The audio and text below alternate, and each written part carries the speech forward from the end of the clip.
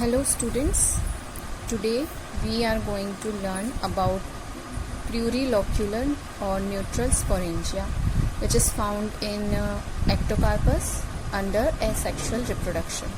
इससे पहले वाले लेक्चर में हम लोगों ने देखा था asexual reproduction के बारे में, जिसमें हमने उसका फर्स्ट टाइप स्टडी किया था which is unilocular sporangia.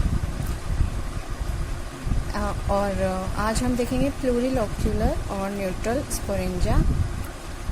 These sporangia also develop from terminal cells of the branchlet of diploid thalli। मतलब ये जो स्पोरेंजिया होते हैं ये डेवलप होते हैं डिप्लॉइड थैलाई में से, और जो हमने यूनिलोक्यूलर देखा था वो था हैप्लॉइड स्ट्रक्चर। तो इसमें जो टर्मिनल सेल्स पाए जाते हैं उससे डेवलप होता है प्लूरिलोक्यूलर और neutral sporangia. Terminal cell is act as sporangial initial.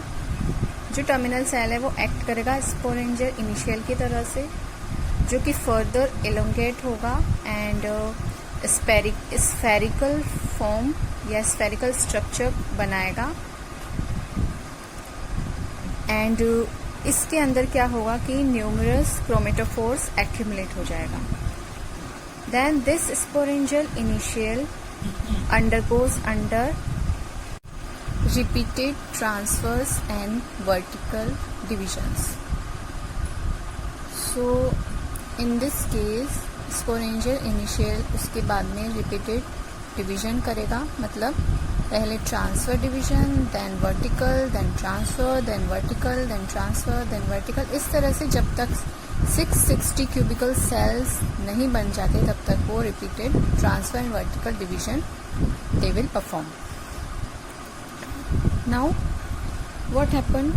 These 660 cubical cells arranged in definite tier form, and this multicellular structure is known as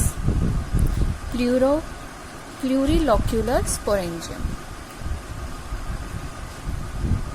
We can see this by this diagram. This is the structure of young sporangium, and then this is the 660 cubical cell structure. हम देख सकते हैं it is uninucleate cell. तो ये जितने भी 660 cell हैं ये सब यूनी न्यूक्लिएट है, यानी इन सभी सेल के अंदर सिंगल न्यूक्लियस प्रेजेंट है। तो These are single biflagellate zoospore, और हम इनको माइटोजूस्पोर्स भी कह सकते हैं बिकॉज इसमें continuously mitotic divisions takes place.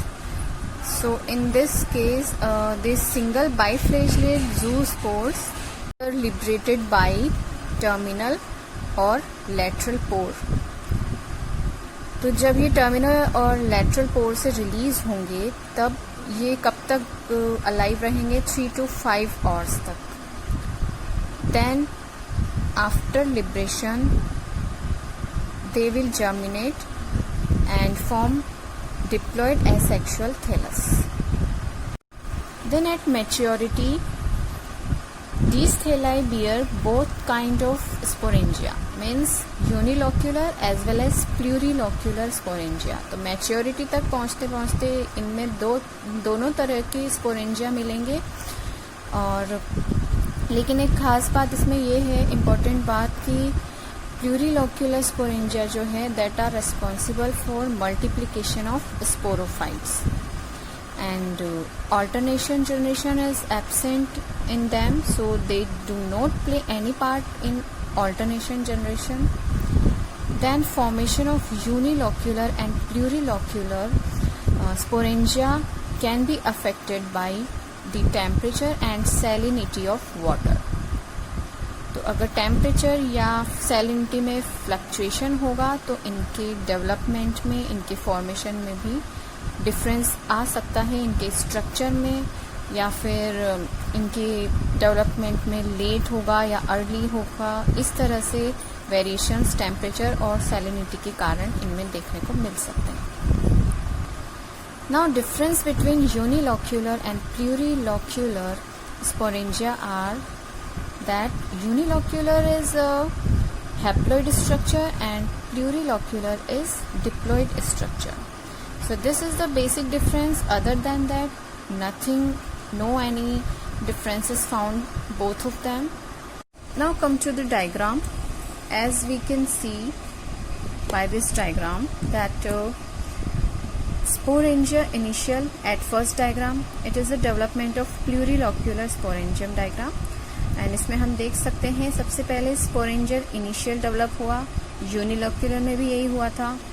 Now this sporangial initial grows and transfers and vertical division happen and 660 cubical cells formed which are uninucleated, and then as mature plurilocular sporangia we obtain this kind of mature plurilocular sporangium. उसके बाद क्या होगा कि ये जो sporangium का structure है धीरे धीरे it will dehisced and it will get degenerated, and then liberation of zoospores takes place from this way, and these are the zoospores, and by this they will grow. They having two kind of flagella जो कि हम पहले देख चुके हैं, study कर चुके हैं, two kind of flagella. So these are the zoospores in which we studied earlier about that they have one eye spot and two flagella. One is chromatophore and second one is its normal flagella. So these are the anterior flagella and this is the posterior flagella. तो ये बात हमने की plurilocular sporangium के development की. Now in our next lecture we will study about sexual reproduction found in ectocarpus. Till then, enjoy learning and happy learning.